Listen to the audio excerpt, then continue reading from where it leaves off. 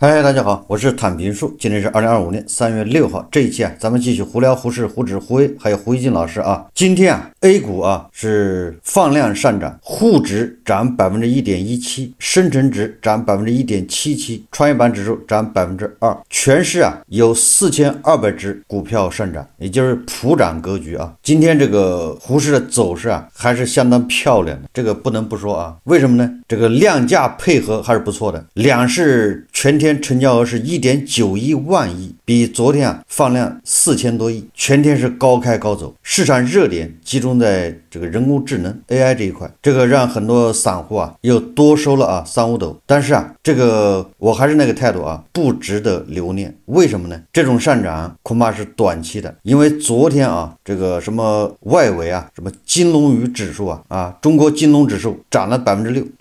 中概科技龙头指数涨了7%左右，也就是所谓的中国资产这个概念股再次大爆发。那这个什么原因呢？恐怕得益于特朗普特朗普这个乱拳打死老师傅别人没打着，恐怕把他自己给伤着了，阴差阳错的导致这个中国金融指数暴涨，有很多资金恐怕出于一种避险的意识进入这个中国概念股。那么这个中国资产大爆发为这个沪市今天上涨也奠定了一个基础，也就是一个良好的这个氛围它带动这个港股上涨。这恒生科技好像今天又涨了2%，恒生科技股指数如果再涨一涨，可能突破前期新高。当然如果要下来的话那就是双头这是第一个原因第二个原因就是什么呢？这个又发现了新的科技股龙头。这个我感觉这个科技股这个炒作的氛围炒作的意味太浓。这个 DeepSeek 还没有消化完，是不是还要这个卷土重来呢？结果又来了个新的叫什么马努斯。近日一支中国团队发布的全球首款通用自主智能体产品叫马努斯，正式开启了部分内测，这标志着 AI 自主智能领域迈出了关键性的一步。作为通用型的自主智能体，马努斯定位于一位性能强大的通用型助手，对于用户不仅仅是提供想法，而是能将想法付诸实践，真正解决问题。这个马努斯一经公布立马迎来这个风潮。3月6号上午登录马努斯官网页面时响应缓慢，目前试用需要输入邀请码，但马努斯的邀请码更是一码难求。在二手交易平台上，不少网友都在求购邀请码，但出售的卖家寥寥无几，邀请码标价999元至5万元不等，有开价5万元的卖家表示不接受砍价，现在就是这个行情价，数量太少了，非常难得。让我想起了那个一波三折发售的时候好像那个闲鱼上面加价加到60多万80多万。这个马努斯是啥我也不知道反正刚才新闻报道是啥不重要重要的是它的概念股对吧，已经在沪市上暂停了。人工智能大家就不禁好奇，那 DeepSeek 干啥去了呢？ DeepSeek 概念股呢？在这儿人民网告诉你答案。人民网刊文指出DeepSeek 横空出世，犹如一声惊雷劈开垄断，跻身世界最强大模型行列，开启中国人工智能崭新的春天。成为顶流之后，有人形容它无所不知，是万能的钥匙，而他自我评价：我是工具，能用数据和算法处理已知问题，但未知或主观问题仍需人类介入。 DeepSeek 创始人梁文峰在接受采访时曾说中国的 AI 不能永远做跟随者，必须有人走在前沿。 OpenAI 并非神一般的存在，他们不可能永远领先。人民网说的他说此话在理，中国所有从事人工智能研发应用的团队也可以受到启发，说 DeepSeek 只是暂时站在了潮头， AI 科技竞争刚刚拉开大幕。人民网说站在人工智能时代的起点， DeepSeek 是一个里程碑，但它的重大意义更在于用来打破，用来鼓舞，用来启示。这个好像说的有点不祥之兆是 DeepSeek 不行了吗？马上这感觉给 DeepSeek 降调子要盖棺定论了。就是说意思就是这个 DeepSeek 它的意义在于突破、鼓舞、启示，意思是它本身不重要说 DeepSeek 最大的价值不是被膜拜，而是被超越。你看看这个人民网什么意思是人民日报下面的媒体吧？这个把低质量高质量还没有玩明白，说 DeepSeek 包括自己超越自己。说为此才是对 DeepSeek 最真诚的爱护，最本质的尊重。我怎么感觉好像这要抛弃 DeepSeek 了吗？现在就宣传它被超越啊，它的价值是被超越，它是用来鼓舞的。那英伟达的价值也是用来被超越吗？美国人好像没这么说吧。所以我觉得啊，有一种不祥之兆啊，是不是这些喉舌发现了什么？这是吹不下去了，开始追赶超越，没什么好吹的，吹了2个月够了，也差不多啊。DeepSeek 火了2个月，已经尽力了，给人感觉你再宣传，这恐怕要露馅啊。所以你看，这个话锋一转，它的价值是用来被超越。所以啊，这个叫马努斯啊，横空出世，给人感觉啊，这也急于要把这个 DeepSeek 的这个接力棒给拿过来。资本市场需要故事啊，你没故事往下讲，那怎么弄啊？所以你看啊，今天又是人工智能大爆发，各领风骚1-2个月，那这么整的话，我感觉这不是这个什么科技大爆发呀。今天这现在不是两会吗？开新闻发布会，有记者问啊，说中国今年5%左右目标如何实现？如何实现就是你怎么实现，对吧？说出来让大家听一听，让大家放心。答案是什么呢？答案说今年5%左右的预期目标啊，是经过综合研判、科学论证、系统平衡、稳慎提出的。在工作层面上，我们也为实现这个目标做了扎实和充分的准备。也就是大家不用担心啊，这5%不是乱提的。至于如何实现，反正我没看到这个报道啊，对吧？只是告诉你这5%是有道理的。我们再看啊，这个媒体报道，中国基金报报道啊，说高盛看多中国股市，高盛将民生新兴市场指数12个月目标点位从1190上调至1220，以反映人工智能采用对中国企业利润的积极影响。新的预测表明，该指数较周二收盘价仍有12%的上涨空间。高盛策略师预计中国股市将进一步上涨。这个高盛啊，最近一直唱多中国股市啊，高盛的策略师啊、分析师啊，他非常看好中国的股市。但是遗憾的是啊，这些高深的策略师、分析师，他能看准啊中国的股市，却看不懂啊这高盛啊自己的发展方向，也看不准自己会不会被裁掉。他甚至看不准啊自己的饭碗还能不能端得稳。为什么呢？新浪财经报道啊，说高盛即将进行年度裁员，继之前裁员通常在下半年进行后，此次裁员计划提前至年初进行。一位知情人士表示，这家总部位于纽约的银行将考虑裁员3%到5%，而且与之前的裁员幅度就是不太一样的是，这次主要是裁副总裁层级，也就是裁高管，也就是这些高盛的啊这些分析师啊，他们能看懂中国的经济，却看不好自己的职业。接下来我们再看一看啊，这个刘继鹏老师啊，他的这个在一个论坛上的演讲，上一次咱们放了一半。这个刘继鹏老师啊，在这个视频里面啊，他说啊，中美之间的博弈啊，它表面上是贸易之争，再仔细一看呢，中间呢实际上是老大之争，深层次是体制之争。大家先看视频。美国的贸易政策分析，中美博弈在3个层次上，贸易是表象，中层是老大老二之争，深层是体制和制度之争。所以中美的政策，特朗普是不管你体制，只要你臣服于我，让我挣钱，不管其他。所以遇到特朗普这么一个总统，他对美国的老百姓是有煽动力的。因为你看他不到外边乱花钱，管那么多闲事干嘛呀？把自己的事现在面临危机，特别是他跟马斯克俩人又商量要给美国老百姓每人发$5000，这都是有诱惑力。当然这$5000从哪儿来，是需要特朗普这样的实用主义总统，这么多年他们也需要一个这样的总统。我前面提到他们的改革也充满风险，大家也在想，这么大刀阔斧的奇特的形式风格，任何一个环境里恐怕都是有风险的。像美国的民主党不会就这样沉默下去啊！因此这什么样的风险，包括马斯克也做好了被暗杀的准备，严格说是存在这种可能性的。所以世界形势瞬息万变我们也得做好应变的准备。川普的关税政策在汇率、利率、税率变动的背景下，他首先考虑的就是这个关税打头阵减税守方寸。所以对于贸易和投资这2个方面美国的这个政策它既有普遍性也有特殊性它既针对世界也针对中国。这个我们还是要实事求是、一分为二的看。比如说这普遍性，他对加拿大、墨西哥也25，也是3月2号就开征，甚至对欧洲、对日本都这个政策。因此呢，他在对华发布的强硬投资贸易政策，就是贸易保护主义抬头，关税壁垒与技术贸易限制措施增多。1月20号，特朗普就签署了一个美国优先贸易政策备忘录，对主要的贸易国他要征收关税，凡是跟我顺差的，我的主要贸易国我都征我不能吃亏，要采取报复措施。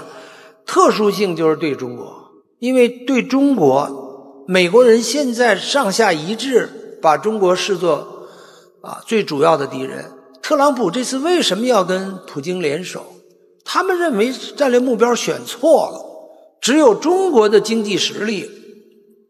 和军事实力才能够跟美国长久的抗衡。所以这次对中国再加征 10%， 从25升到35，是他对各国最高的关税。这样的话，我们的企业肯定就丧失竞争力了。大家再看看这个他的备忘录里边是怎么称的，说中国投资者正盯上美国的高科技、食品供应、农田、矿产、港口等重要资源，这些是美国的命脉。中国通过各种公开和隐蔽的方式，系统性的引导和促进对美投资，以获取尖端技术、知识产权及在战略产业中的影响。还说中国不会让美国去掌控它的关键基础设施，美国也不应该让中国来插手自己的核心资产。还说到中国正在利用美国的钱来升级自己的军队、情报和网络战能力，这对美国本土和全球美军构成了威胁。我们的4号航母已经基本上建造完毕，就要下水，350米长，美国最大的航母才334米长，舰载飞机100多架，也是美国最大航母都达不到的。还有6代战机，那种隐形战机，说美国的5代战机远远拉到了后面。中国通过军民融合的政策和在美上市，游说基金公司吸引我们的资金，间接支持中国的军事发展。美国的钱正在帮中国军队变强，对中国赴美上市要严格审查，因此他要加强严格审查中国（括弧包括港澳），还有就是要严格审查古巴、伊朗、朝鲜、俄罗斯、委内瑞拉的投资来去。另外就是废除最惠国待遇和双边的重复征税的税收规定认为正是中国加入 WTO， 给予中国最惠国待遇和签订中美双边的税收协定，使美国去工业化、去制造业，让中国的军事实力现代化因此暂停要终止1984年中美两国签订并于86年生效的避免双重征税。但是中国的对策是什么呢？守住阵脚，单边开放，和美国缠斗。这缠斗这个词在外交上用的也越来越多了。什么叫缠斗呢？就是你想甩脱我，我使劲抱着你跟你斗让你摆脱不掉我，而且还要给美国投资者以更多的优惠和政策稳定。这是中国的态度，和美国态度非常鲜明。那么当然这个从特殊性废除最惠国待遇我们当然如何应对，这是我这第3部分的最后一个话题了。面对35的关税，一个是提高这个出口价格，就分摊关税，争取让你这个进口商承担这次 10% 的这个关税增加。但是这个话说起来跟没说一样第二个呢，就是我们要降低成本。第3个呢，就是寻找第三国绕着走降低关税负。这里边我也看到一个例子，在柬埔寨我们设的这种服装厂也是得到了美国沃尔玛和 Costco 的大量订单，所以接着我们的山东、江苏、广东的纺织企业都跑到这里去了，生产冬季外套和毛衣因为柬埔寨 90% 的服装是中国人在经营，而且这种经营过程中他的资金还会流向中国，你的原材料很多都是从中国来的。但是呢美国对这些国家的政策是相对优惠的，所以将生产线的转移这个趋势在这种政策下可能还会加强。当然最后一点就是要争取政府的补贴和支持，购买商和这个供应商要直接见面，减少中间供应商，降低成本。美国的贸易形势背景下，对中国的贸易企业既是挑战也是机遇。当然最后一个话题就想谈谈汇率的问题。汇率的问题对我们贸易企业是非常大的，当然对我们的金融企业也非常大。美元自从开始降息，人民币的汇率就开始，但是由于最近美国一系列的加关税、查黄金的政策，美联储主席说可能将给美国带来通货膨胀，因此在未来的1到2年，他们决定暂不降息，维持在 4.25 到 4.5 这么高的利率水平上。所以特朗普这个政策它所带来的国际关系形成的紊乱是一系列的，所以这种情况下我们的汇率可能还会较长时期应该在 7.3 左右当然这是我个人的判断。加上美国现在一系列的问题矛盾，但是还没有实际落地，美元的这个36万亿的债务还在持续的增长，所以在这种背景下，中国只要自己稳住阵脚，能够把经济从低迷徘徊中哪怕能够走出来，当今世界都不好，坏的速度快，这就好。所以从这个意义上比较，中国的今天应该汇率在 7.3 左右。实际上就说到了这个贸易战，双方互相加关税。说到这个加关税啊，我认为啊，这个特朗普加关税最终的目标是大国。他在第一个任期里面，他只给大国加了关税，所以他觉得没有达到目的。那现在他给加拿大、给墨西哥，对吧？还给欧盟、日本、什么韩国，他都加。本质上啊，矛头是指向大国。为什么呢？我们看看啊，这回胡锡进老师啊，他也为这个特朗普的关税大战，他又写了个微博。他说啊，美国商务部长卢特尼克4日透露，特朗普可能会降低对加墨的关税，寻找一种折中方法。实际上你看今天啊，这特朗普他们已经宣布了，对加拿大还是什么，对吧？几种什么汽车什么型号啊，暂停是吧？加关税，延缓1个月吧。让一些分析人士猜测，特朗普可能在耍一个手腕，将指向加拿大和墨西哥的贸易大棒高举轻放，并推动美加墨3国共同对华采取关税措施，搭建阻击中国商品的北美要塞。特朗普的目标仍将重点落在中国。实际上你看特朗普看似没有章法，眼花缭乱的一顿乱来，但是你通过这1个多月，你发现特朗普说了这么多关税，最后给大国的是叫一丝不扣的执行了，但是给加拿大和墨西哥的还是在扯来扯去，对吧？从2月初开始啊，特朗普宣布第1轮关税，但最后中国成为唯一新关税落地的国家。看目前的消息，这一次不会彻底的赦免加墨，但瞄准的侧重点仍是中国。胡锡进老师说啊，犹如特朗普非常异变，人们对他究竟要搞什么鬼存在不同的猜测。然后胡锡进说啊，老胡认为特朗普有2个执念，一是要从世界收尽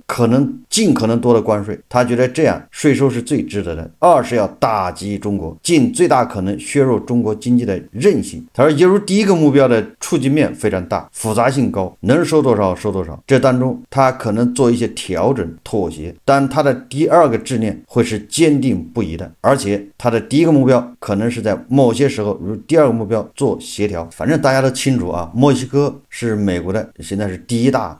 还是第2大贸易伙伴，和墨西哥何德何能够成为美国的第1大或者第2大贸易伙伴呢？但是中国又是墨西哥的第1大贸易伙伴，而不是第1就第2呀。因为这个你得算进口和出口。中国多家厂商这些年在墨西哥建工厂，你那商品肯定不仅仅卖给墨西哥啊，那墨西哥的市场才多大，瞄准的就是美国。所以我早就说了啊，特朗普啊对墨西哥加关税，对加拿大加关税，因为这2个国家都是在贸易伙伴里排前几名的，下面就是欧盟，他都给他加关税，实际上就为了堵大国。中国的西英和这个特姆等电商在北美都有布局，从中国发往北美的小包裹只要付较低的关税，墨西哥也是一大中转站。这些小包裹据称已经形成规模，特朗普政府同样是要堵住这个漏洞。最后啊，胡锡进老师说中国制造支撑了美国人生活场景的重要一部分，制裁中国就是打美国人自己，就是牵一发动全身。他绝对是给接下来的美国通胀添油加柴的。特朗普如果要一条道走到黑，他唯有带美国人经历漫长的痛苦和不便，中间将有无数条沟坎，无数把美国政治中准备被刺的刀子在等着他。这个胡锦老师他已经明确指出，他已经看出来了，他现在看出来了，这特朗普左一下右一下，实际上最终目的还是大国前面打的这是迷踪拳但是我们话要说回了贸易战，首先我觉得特朗普这个人欺软怕硬，所以应该迎头痛击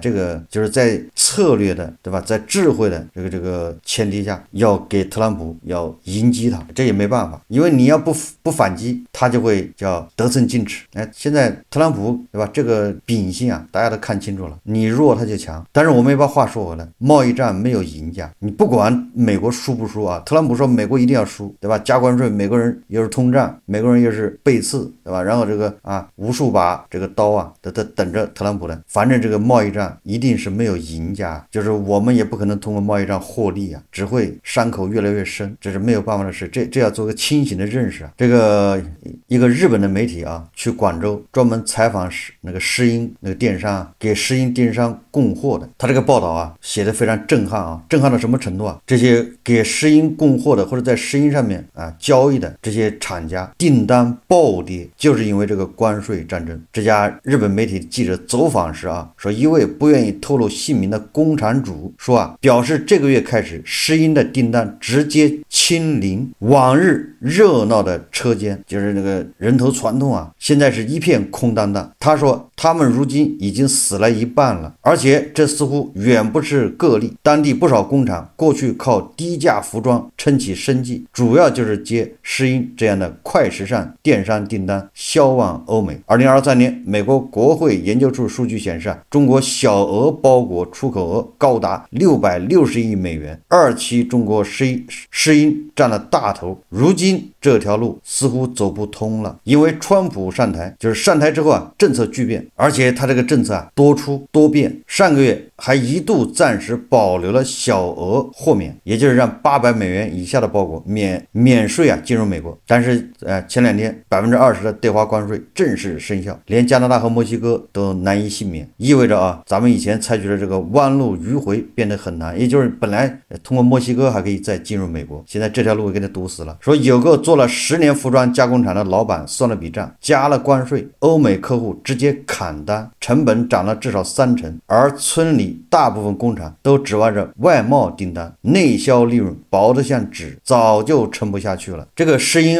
曾经牛到什么程度呢？就是繁荣去年BBC 还对此进行大篇幅的报道，说世英靠低成本和高效率，从世英的外包工厂密集的世英村发出的货铺满全球150多个国家，但现在突然订单就下去，机器突然就停了。有工人回忆去年高峰时一天能出5000件 T 恤，现在一天不到1000件。村里有人估算80%的工厂靠欧美订单活着，接下来怎么办？不知道。工厂主们表示，欧美订单一断，转型又没有方向，因为国内市场竞争实在太狠，低价到了尽头。你看看，曾经因为世英电商而爆火的世英村，现在订单直接清零，又有多少人失业，对吧？又有多少小老板要关门，转行的转行。所以你说这个贸易战没有赢家。所以说胡锡进老师反击归反击，千万不要以为反击就是赢了。一个世英电商实际上就是标志着或者就是至少象征着咱们的经济恐怕在这个贸易战中就显得更加困难重重。好，这期节目我们就聊到这里，感谢大家收看。如果喜欢我的节目，欢迎订阅转发，也可以在下方留言评论，谢谢大家。